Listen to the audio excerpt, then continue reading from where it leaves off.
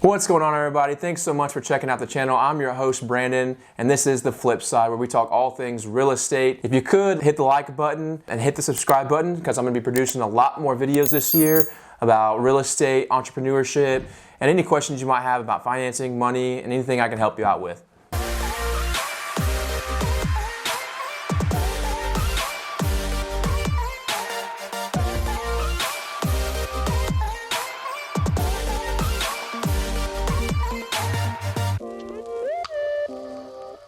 Today's video, we're going to be going over hard money. A lot of times I get questions on Facebook or Instagram or meeting with people and asking me how I fund deals. And a lot of people know, obviously, there's a traditional route of going through a bank and getting a loan, potentially putting 20% down. So that's one way that you can fund a deal. There's obviously private investors who use their cash to make an investment on their money, and you are able to buy the real estate that you're looking to buy.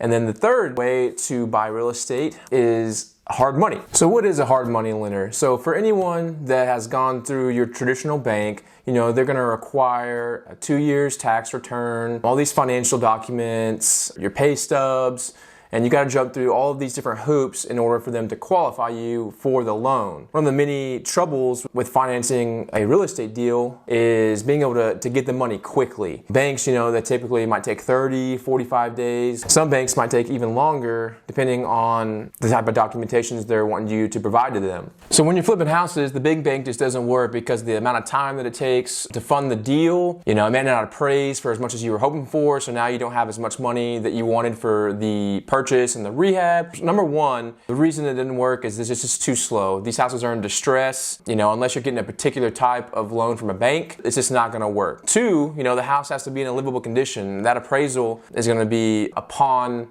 the house being in livable condition. So an FHA, definitely not going to work. They're very strict on their guidelines.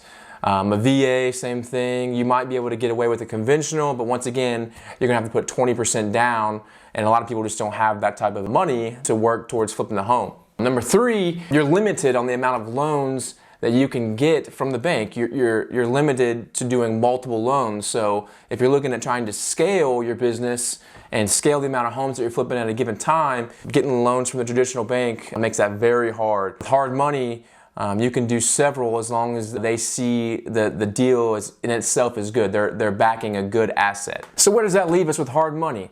You have a great deal, you know it's a good deal, and you're having trouble getting it financed. And this is where hard money comes into play. So what hard money does, and what they do different than the traditional bank, is they are backing the asset rather than the individual. They're going to take a look at the house that you want to flip and look at the numbers. How much are you trying to buy it for? How much is the rehab, and what's the end value at the end of the day after it's been renovated and it looks good and it's ready to go on market? They look at those numbers and they say, okay, this is a good deal. We're going to finance, 70% of it, 75% of it, and you have a deal. Then you have a loan through hard money. So one of the things that they're going to look at is how much equity is in the home, what you're buying it at, what it's worth at the end of the day, and through that they're able to finance you. It's quick cash. So most hard money deals, hard money loans, they are going to be closed as cash. And because of that, they can close quickly, which is a benefit to the seller. They can close as soon as a week, 7 days. Huge benefit to you and to the seller because they're in distress. They're ready to sell it right now. They want to get their cash quickly. And it's a benefit to you because now you can move on the property quicker, get it renovated, get it sold at the end of the day, and make your profit from your flip. But with all that being said, it definitely comes at a cost. So the hard money, because there are less guidelines to getting the money itself is more expensive. They're not looking at your credit score. They're not looking at your tax returns. They're not looking to see if you worked at your job for 5 years. What they're looking at is the asset, the deal itself. One of the ways that they are making their money is because the money is more expensive. They're going to charge you a higher interest rate depending on who you're using. If you're using a national lender, or if you're using a more local lender, you'll see interest rates anywhere from 6% all the way up to 12, 13%. Interest only, usually 12-month period. And so it's expensive money, but it's easy money to get. And that's the benefit of it. Another one of the ways that they charge you is by points. And that is upfront money that they want you to have in the deal because they don't know who you are. They want to charge you up front to make sure you have skin in the game, in the deal.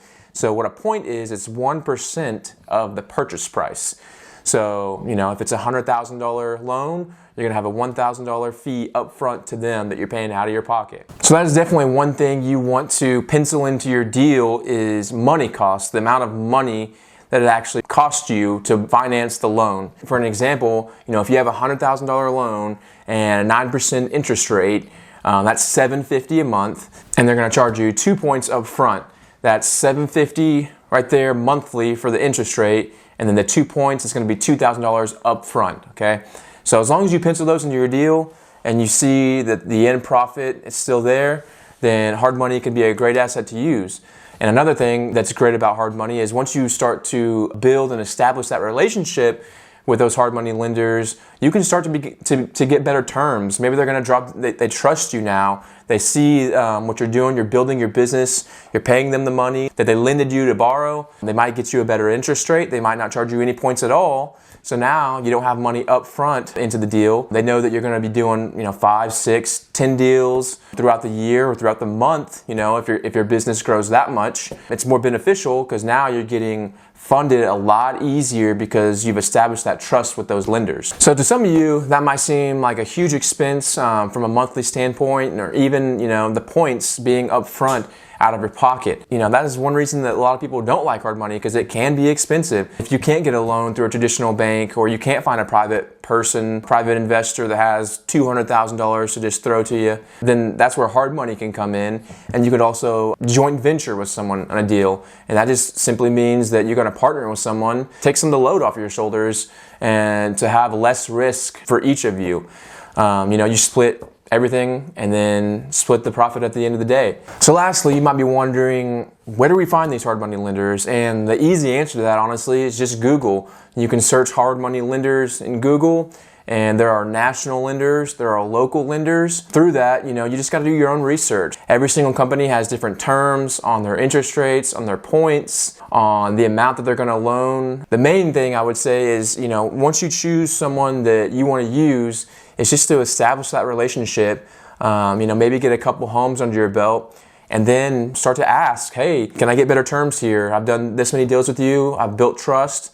And if they say no, maybe that's a sign to move on to a different lender, because experience is key for sure. And if you show someone the experience that you've had, the profit that you've made from your deals, you're growing your business. Just like with any business, there's going to be competitors. So if they don't want to get you better terms, go out there into the market, look for better terms, because someone's going to be able to provide better terms for you after the experience that you've gained. I would say from the research that I've done that national lenders can typically provide better terms just because they have a lot more money to work with. They're these giant companies that have investors backing their deals, and so they have more money to work with. And because of that, they can provide better terms typically. But that's why I just say do your research, because you might find a really good local lender that can provide better terms than a national one. So as you're doing your research on these hard money lenders, you need to familiarize yourself with the term LTV. And what that stands for is loan to value. And what loan to value is, it's the amount that the lender is going to lend you